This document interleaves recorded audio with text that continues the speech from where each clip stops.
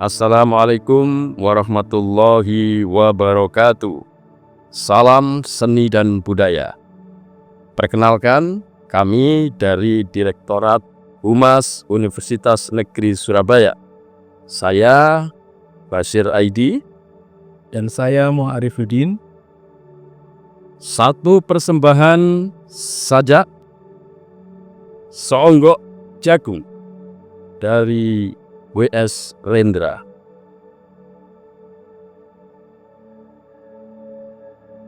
Seonggok jagung di kamar, dan seorang pemuda yang kurang sekolahan. Memandang jagung itu, sang pemuda melihat ladang. Ia melihat petani, ia melihat panen. Dan suatu hari subuh, para wanita dengan gendongan pergi ke pasar.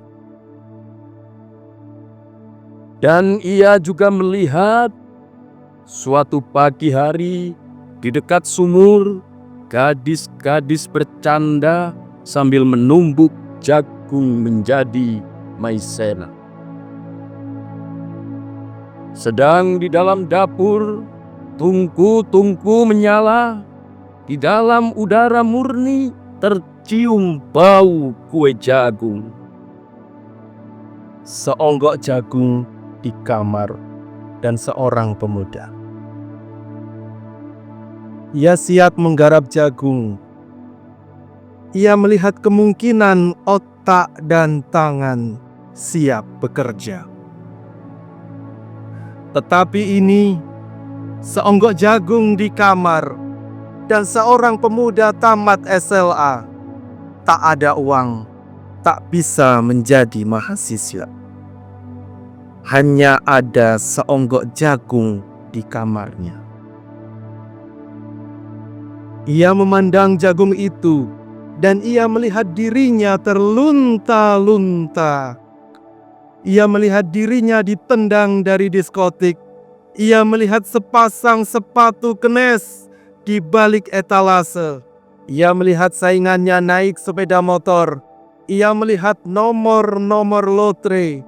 Ia melihat dirinya sendiri miskin dan gagal.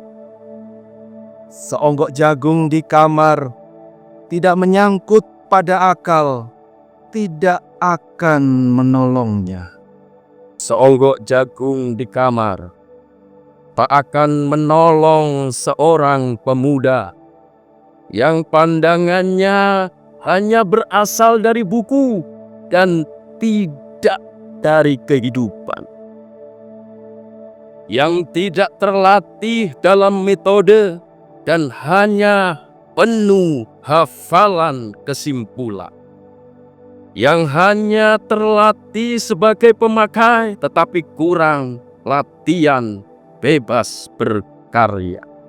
Pendidikan telah memisahkannya dari kehidupan. Aku bertanya, apakah gunanya pendidikan bila hanya membuat seseorang menjadi asing di tengah kenyataan persoalannya? Apa gunanya pendidikan bila hanya mendorong seseorang menjadi layang-layang di ibu kota? Kikuk pulang ke kampung halaman.